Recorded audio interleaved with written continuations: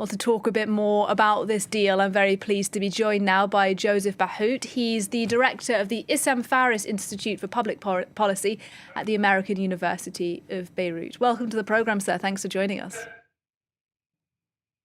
Good morning. Good afternoon, but I don't hear you well. Well, I hope you can hear me. Let me ask you this first question. How significant do you think this deal is today?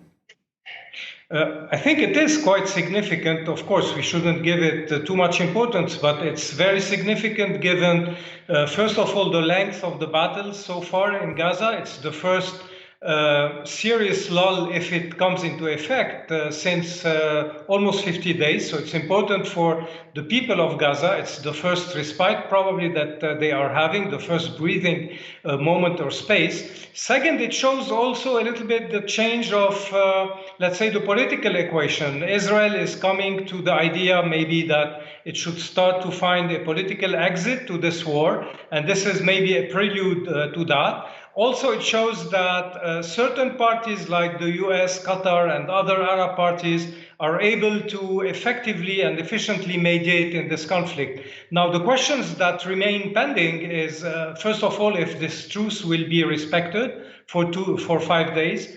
The second one is how much the Israeli war plan will go on after that, and we heard that yesterday, plans regarding the southern part of the Gaza Strip. And third, if the other fronts, Lebanon, Iraq, Syria, and others, will remain calm or not during this short truce.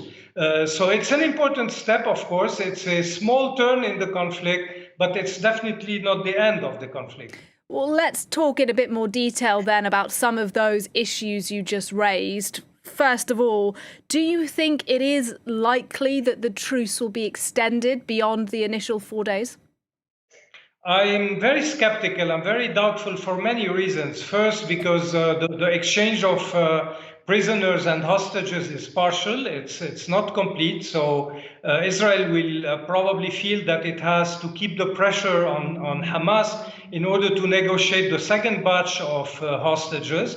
Second, because the war aims of Israel are very far today of having been met. I think that so far it's almost, if you take the balance sheet, it's almost a disaster for Israel. I mean, besides having bulldozed Gaza, expelled maybe 500,000 or 1 million of Palestinians from there, the political aims and the war aims are not achieved at all. They haven't eliminated serious Hamas figures.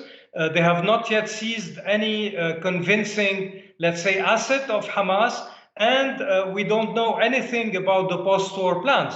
So for all these reasons, I think that this is a temporary truce. Maybe it's a test of goodwill and a confidence-building measure for something to come. But I think that if ever the truce holds for 5 days, it's gonna be followed very quickly by a resumption of the conflict. How significant do you think Qatar's role has been in the last couple of days? It's more than significant. It's, I think, pivotal and I think central. You know that Hamas's leadership is mainly based in Qatar, and those who are not based in Qatar are in constant touch with Qatar, of course. Qatar is the main funder, I would say, of the Gaza Strip for a very long time. And Qatar is also, and this is why it's able to play this role, has a good relation, an ongoing relation with Israel, of course. There is an Israeli office in Gaza, in Qatar, and Qatar is also in very good terms with the US. Also, Qatar lately has mended fences with Saudi Arabia. So it gives Qatar a very central role in this issue and probably in the issues to come. I think that Qatar, Saudi Arabia, and Egypt will be very central in any post-war political process to come. Just a final question. You're in the Lebanese capital, Beirut. Do you think there's any indication today that the skirmishes we've been seeing on the Israeli-Lebanese border will cease with this truce deal? Yeah, I was telling you this in the first part of my answer. We have to see if the other fronts will hold. I don't know yet, but what I can decipher as signals is maybe a bit worrying. This morning and yesterday, the Iranian foreign minister was in Beirut. This morning, there was a Hamas high-level delegation in Beirut meeting with Hezbollah's leadership, with Hassan Nasrallah himself. And yesterday we had a threshold that is quite worrying of escalation in the south with the targeting by Israeli forces of a civilian journalist crew of your colleagues. So all these signs could let us think or lead us to think that things are not over, or on the contrary, if something more global than only Gaza is being brewed and negotiated. I think it's still early to tell, but the next 24 hours on that front, on that level, I think will be a crucial part of the answer to your question. Joseph Bahout from the American University of Beirut, thank you very much indeed, sir. Thank you. My pleasure.